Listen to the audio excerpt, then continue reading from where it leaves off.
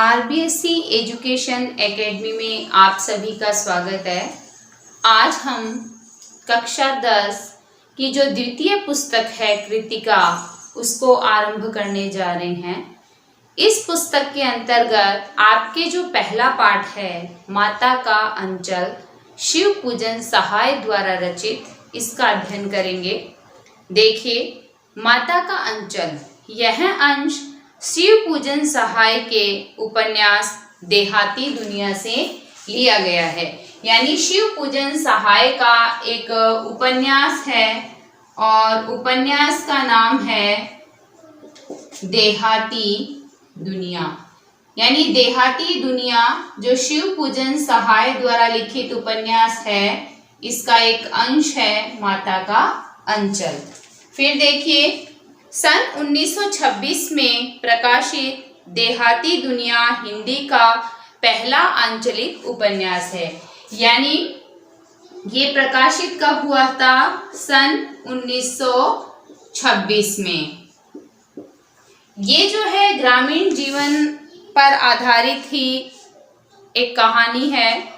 देखिए, इतना ही नहीं, यह स्मरण शिल्प में लिखा गया हिंदी का पहला उपन्यास भी माना जाता है। यानी इसकी जो शैली है वो कौन सी है? संस्मरण। संस्मरण शैली में लिखा गया यह उपन्यास माना जाता है। और इस उपन्यास की, यानी ये जो देहाती दुनिया है जिसमें से माता का अंचल जो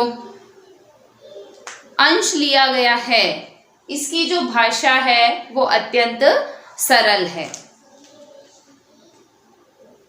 इसमें ग्रामीण जीवन का चित्रण ग्रामीण जनता की भाषा में किया गया है। यानी ऐसी भाषा में किया गया है जो सबको समझ में आ जाए।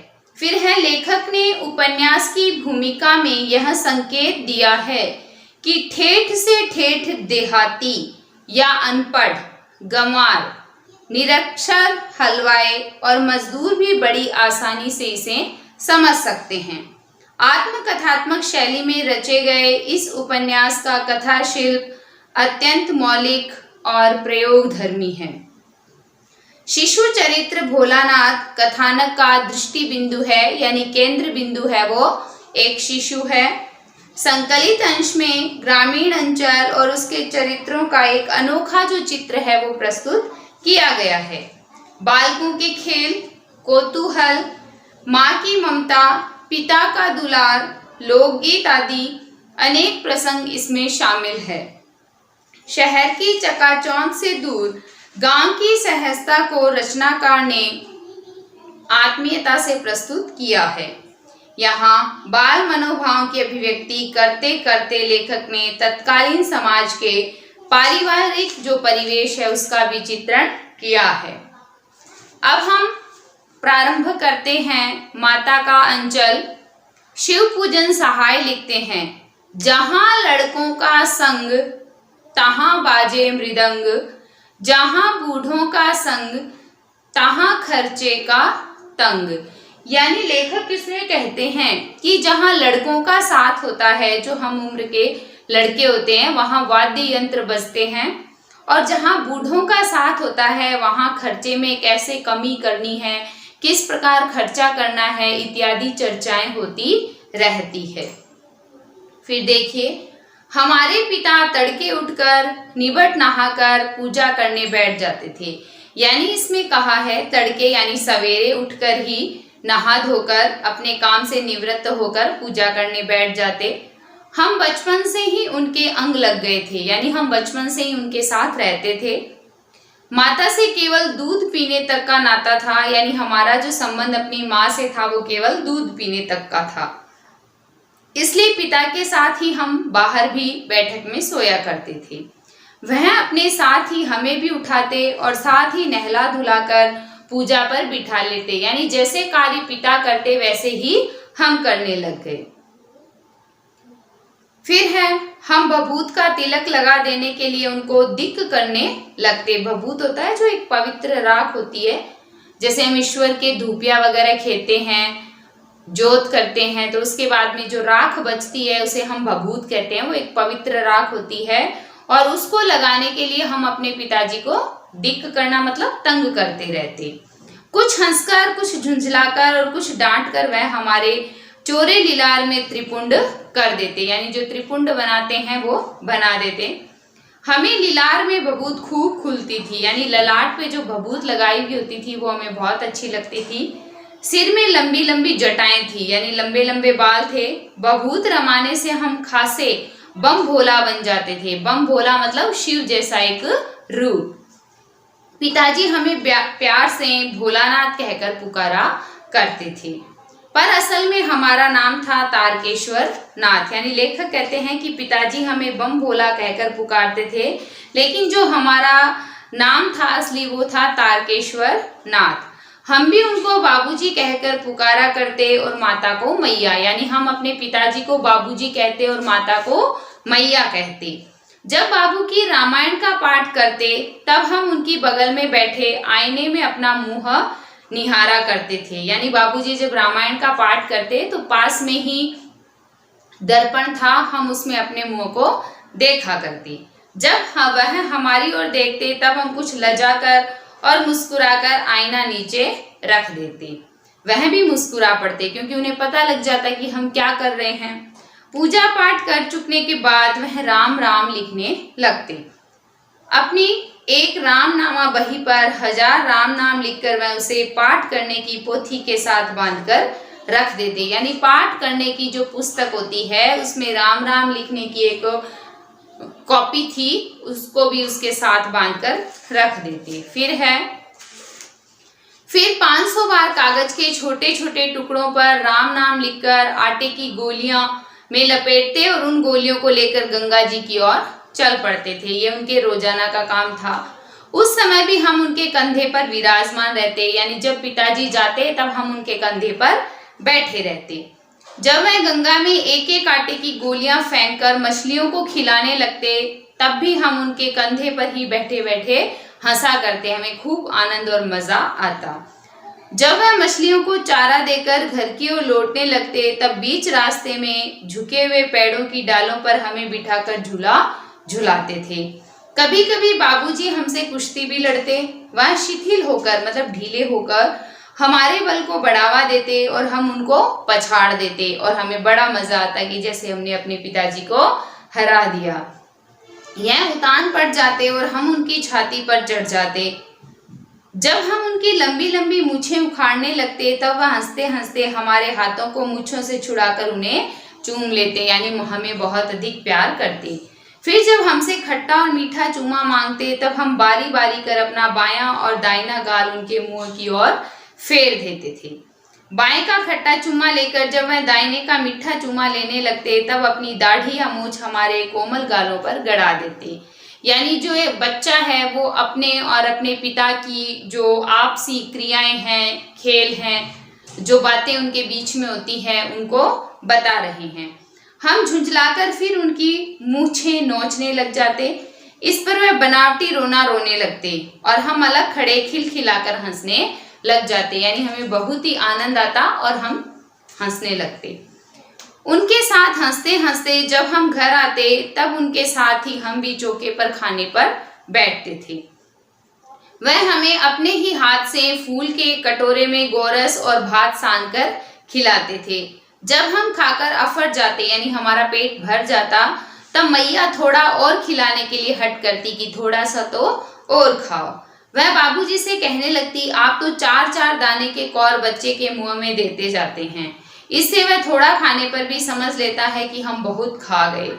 आप खिलाने का ढंग नहीं जानते, बच्चे को भर मुंह कौर खिलाना चाहिए। यानी जब आप बच्चे को खाना खिला रहे हो तो बड़ा बड़ा कौर लेना चाहिए और बच्चे को खाना खिलाना चाहिए। जब खाएगा बड़े बड़े कौर तब पाएगा दुनिया में ठौर। यानी उनकी माता कहती है कि जब बड़े बड़े कौर खाएगा, ग्रास खाएगा, तभी इस दुनिया में यहाँ अपना एक महत्वपूर्ण स्थान बना पाएगा। देखिए मैं खिलाती हूँ। मर्दुए क्या जाने कि बच्चों को कैसे खिलाना चाहिए। यानी आदमी लोगों के लिए कहती है कि आदमी क्या जानते हैं कि बच्चों को किस प्रकार खिलाना चाहिए। और महतारी के हाथ से खाने पर बच्चों का पेट भी भरता है। महतारी मतलब माँ, कि माँ जब अपने बच्चों को खिलाती है खाना तो उनका जल्दी पेट भर जाता है।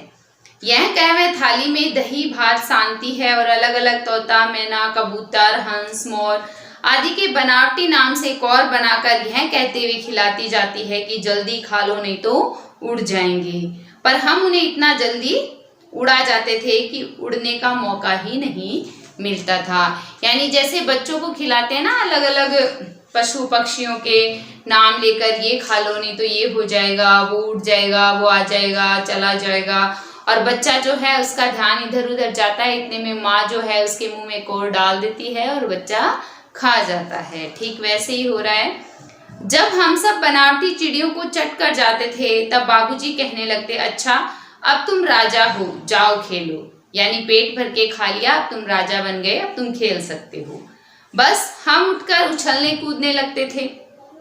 फिर रस्सी में बंधा हुआ काठ का घोड़ा लेकर नंग धड़ंग बाहर गली में निकल जाते थे। जब कभी मैया हमें अचानक पकड़ पाती तब हमारे लाख छटपटाने पर भी एक चुल्लू कड़वा तेल हमारे सिर पर डाल ही देती थी। यानी मैया जो है सिर में तेल की मालिश करती। हम रोने लगते और बाबूजी उस पर बिगड़ खड़े होते, पर वह हमारे सिर में तेल बोतकर हमें उबट कर ही छोड़ती। यानी जब हम रोते तो बाबूजी चिल्लाते, गुस्सा करते, लेकिन माँ भी कोई कम नहीं थी, वो तेल लगाकर ही दम लेती थी। फिर हमारी नाभि और ललार में काजल की बिंदी लगाकर चोटी गूंथती और उसमें फूलदार लट्टू बांधकर रंगीन कुर्ता टोपी पहना देती थी। हम खासे कन्हैया बनकर बाबूजी की गोद में सिसकते सिसकते बाहर आते थे। यानी हमारा जो रूप है वो मेरी माँ जो है वो कन्हैया जैसा बना देती थी। चाहे मैं रोऊं, चाहे मैं बदमाशी करूं, कुछ भी करूं, वो अपना काम सही समय पर करती थी। बाहर आते ही हमारी बाट जोहने वाला बालकों का एक झुंड मिल जाता था जो मेरा रास्ता देखता था। हम उन खेल के साथियों को देखते ही सिसकना भूलकर बाबूजी की गोद से उतर पड़ते और अपने हमजोलियों के जो साथी होते हैं उनके दल में मिलकर तमाशे करने लग जाते और भूल जाते कि हम रो रहे थे। तमाशे भी ऐसे वैसे नहीं, तरह तरह के नाटक। चबूतरे का एक कोना ही नाटक घर बनता था। बाबूजी जिस छोटी चौकी पर बैठकर नहाते थे वहीं रंगमंच बनती। उसी पर सरकंडे के खंभों का कागज का चंदुआ डालकर मिठाइयों की दुकान लगाई जाती। उसमें चीलम के खोंचे पर कपड़े के थालों में ढेले के लड्डू, पत्तों की पूरी, कचौरियाँ, गीली मिट्टी की जलेबियाँ, फूटे घड़े के टुकड़ों के बताशे आदि मिठाइयाँ सजाई जाती। ठीकरों के बटखरे और जस्ते के छोटे छोटे टुकड़ों के पैसे बनते। हम ही लोग खरीदार, हम ही लोग दुकानदार। बाबूजी भी 2-4 गोरखपुरी पैसे खरीद लेते थे। यानी वो बच्चा ये कह रहा है, लेखक अपने माध्यम से बता रहे हैं कि किस प्रकार वो एक चौकी को रंगमंच बनाकर आपस में खेल खेला करते थे। थोड़ी देर में मिठाई की दुकान बढ़ाकर हम लोग घरौंदा बनाते थे। घर धूल की मेड़, दीवार बनती और तिनकों का छप्पर, दातून के खंबे, दिया सलाई की पेटियों के किवाड़, घड़े के मुहड़े की चूल्हा चक्की, दिए की कड़ाही और बाबूजी की पूजा वाली आचमनी कलछी बनती थी। पानी के घी, धूल के पिसान और बालू की चीनी से हम लोग जोनार तैयार करते थे। हम ही लोग जोनार करते और हम ही लोगों की जोनार बैठती। जब पंगत बैठ जाती थी तब बाबूजी भी धीरे से आकर पांत के अंत में जीमने के लिए बैठ जाते। खेल खेल में उनको बैठते देखते ही हम लोग हंसकर घरौंदा बिगाड़ कर वहां से भाग जाते। वह भी हंसते हंसते लोटपोट हो जाते और कहने लगते, फिर कब भोज होगा भोलानाथ, यानी फिर कब दावत होगी आपके घर। अगला है नेक्स्ट पेज। कभी कभी हम लोग बारात का भी जुलूस निकालते थे। कनस्तर का तंबूरा बजता, अमोले को घिसकर शहनाई बजाई जाती, टूटी चूहेदानी की पालकी बनती। हम समधी बनकर बकरे पर चढ़ लेते और चबूतरे के कोने से चलकर बारात दूसरे कोने में जाकर दरवाजे लगती। वहां काठ की पटरियों से घिरे, गोबर से लिपे, आम और केले की टहनियों से सजाए हुए छोटे आंगन में कुल्हे का कलसा रखा जाता, वहीं पहुंचकर बारात फिर लौट आती। लौटने के समय खटोली पर लाल ओहार डालकर उसमें दुल्हन को चढ़ा लिया जाता था। लौट आने पर बाबूजी जो ही ओहार उघार कर दुल्हन का मुख निरखने लगते, त्यों ही हम लोग हंसकर भाग जाते। यानी लेखक कह रहे हैं कि जब हम खेलते तो लगभग बाबूजी भी हमारा साथ देते थे। थोड़ी देर बाद फिर लड़कों की मंडली जुट जाती थी। इकट्ठा होते ही राय जमती कि खेती की जाए। बस चबूतरे के छोर पर घिरनी गड़ जाती और उसके नीचे की गली कुआं बन जाती थी। मूंछ की बटी हुई पतली रस्सी में हम एक चुक्कड़ बांध गराड़ी पर चढ़ाकर लटका दिया जाता और दो लड़के बैल बनकर मोट खींचने लग जाते। चबूतरा खेत बनता, कंकड़ बीज और ठेंगा हल जुआठा। बड़ी मेहनत से खेत जोते बोए और पटाए जाते। फसल तैयार होते देर न लगती और हम हाथों हाथ फसल काट लेते थे। काटते समय गाते थे, ऊंच नीच में बई कियारी, जो उपजी सो भई हमारी। यानी ऊंच नीच में हमने क्यारियां बनाई है, लेकिन जो इसमें भी अनाज होगा वो क्यारी हमारी होगी। फसल को एक जगह रखकर उसे पैरों से रौंद डालते थे, कसोरे का सूप बनाकर ओसाते और मिट्टी के दिए के तराजू पर तोलकर राशि तैयार कर देते थे। इसी बीच बाबूजी आकर पूछ बैठते थे, इस साल की खेती कैसी रही भोलानाथ? बस फिर क्या, हम लोग ज्यों का त्यों खेत खलियान छोड़कर हंसते हुए भाग जाते थे। कैसी मौज की खेती थी। यानी जब भी पिताजी आते किसी भी खेल के दौरान, तो हम हंसकर वहां से भाग जाते। फिर देखिए, ऐसे ऐसे नाटक हम लोग बराबर खेला करते थे। बटोही भी कुछ देर ठिठक कर हम लोगों के तमाशे देख लेते थे। यानी वहां से जो भी रागीर जाते थे, जब हम लोग नाटक करते थे या खेलते थे, तो वो भी वहां पर खड़े होकर हमें देख लेते थे। जब कभी हम लोग ददरी के मेले में जाने वाले आदमियों का झुंड देख पाते, तब कूद कूद कर चिल्लाने लगते थे, चलो भाइयों, ददरी सत्तू पिसान की मोटरी।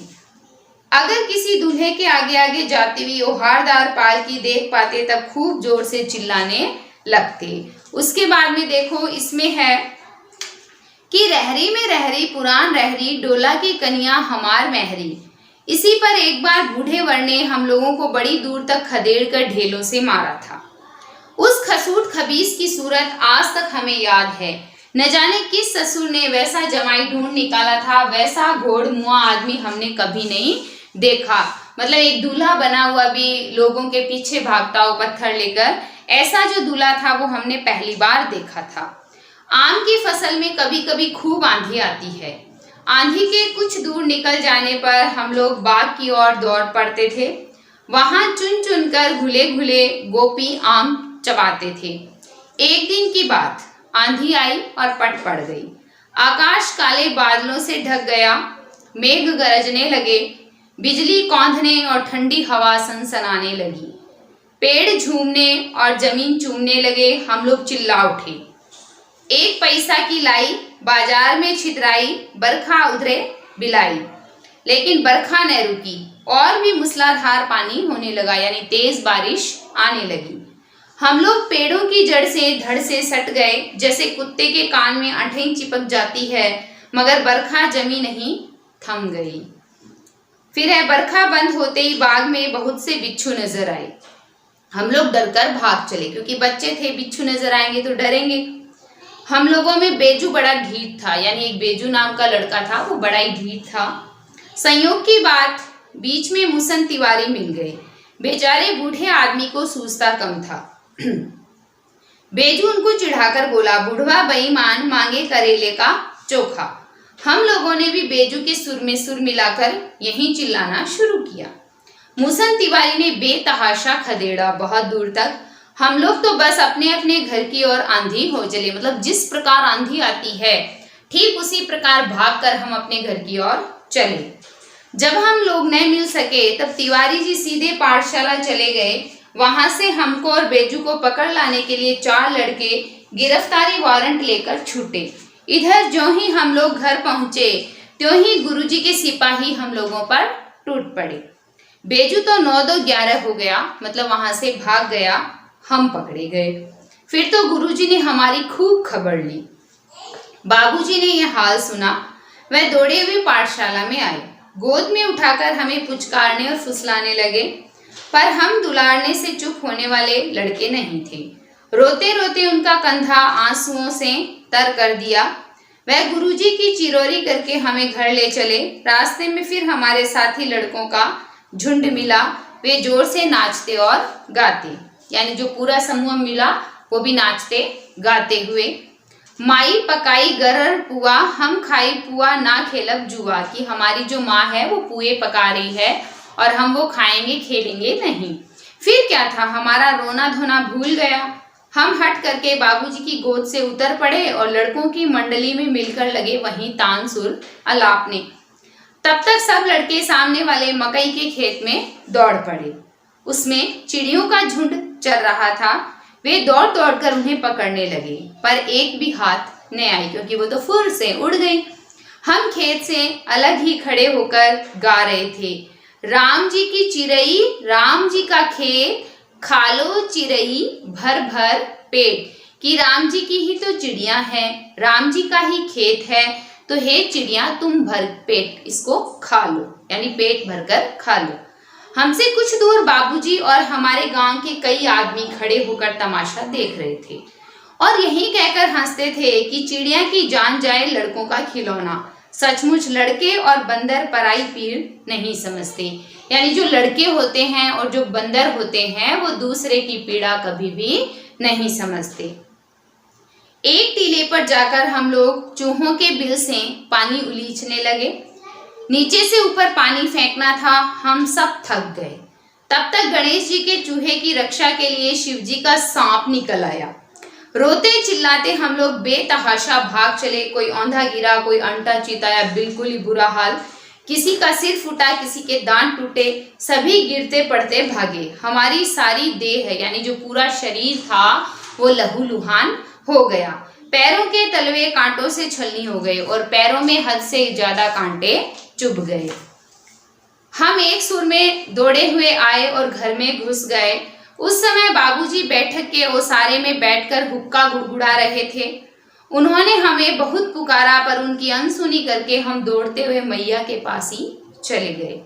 जाकर उसी की गोद में शरण ली। मैया चावल अमनिया कर रही थी।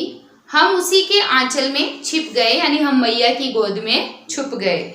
हमें डर से कांपते देखकर वह जोर से रो पड़ी और सब काम छोड़ बैठी।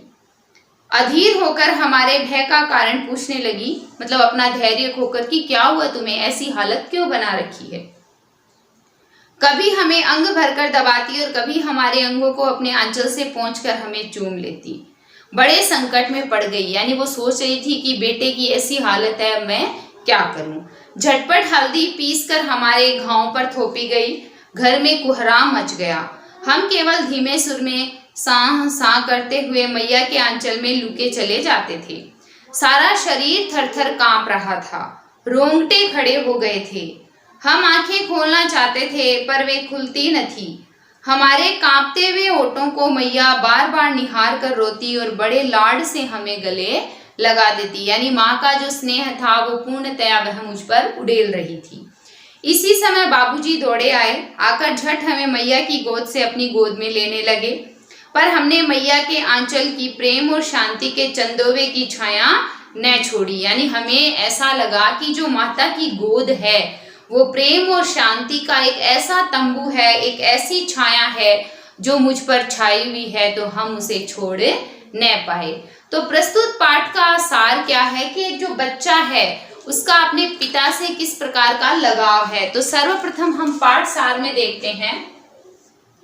पाठ सार, पाठ सार में देखिए सबसे पहले इसमें आया है पिता से लगाव, यानी जो एक पुत्र था उसका अपने पिता से किस प्रकार का लगाव था, इस पाठ के माध्यम से लेखक ने बताया है। फिर है पिता के साथ खिलवाड़, पिता के साथ खिलवाड़ कि किस प्रकार वो अपने पिता के साथ वो बच्चा जो है वो खेलता है। उसके बाद में देखिए भोजन के समय माता पिता का लाड। भोजन के समय माता पिता का लाड, कि किस प्रकार वो जो है अपने बच्चे का लाड करते हैं। उसके बाद में देखिए अगला है अनेक प्रकार के खेल, कि जो बच्चा है वो अपने पिता के साथ और अपने हमजोलियों के साथ किस प्रकार खेल खेलते हैं, अनेक प्रकार के खेल। फिर देखो उसके बाद में आता है शरारत और सजा, कि वो किस प्रकार शरारत करते हैं इस पाठांतर्गत और उन्हें फिर किस प्रकार सजा मिलती है। शरारत और सजा। फिर देखिए माँ की गोद में जा छिपना। माँ की गोद में जा छिपना। तो देखिए आज हमने शिव पूजन सहाय द्वारा रचित माता का जो अंचल है पाठ का अध्ययन किया है। यह पाठ जो है वो देहाती दुनिया उपन्यास से संकलित किया गया है, उसका एक अंश है जिसका प्रकाशन सन 1926 में हुआ था। यह एक संस्मरण शैली में लिखा गया है। इसकी जो भाषा है, भाषा क्या है, अत्यंत ही सरल है। फिर मैंने पाठ 7 बताया कि पिता से लगाव, जब भोजन करते हैं तो माता पिता का लाड अपने बच्चे के प्रति, फिर अनेक प्रकार के खेल, फिर शरारत और सजा, फिर माँ की गोद में जा छिपना। तो आज हमने माता का अंचल पाठ का अध्ययन किया है। कल हम अपने नए वीडियो के साथ आपके समक्ष फिर उपस्थित होंगे।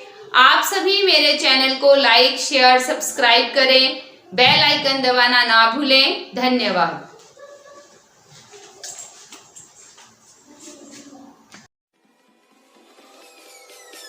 Peace.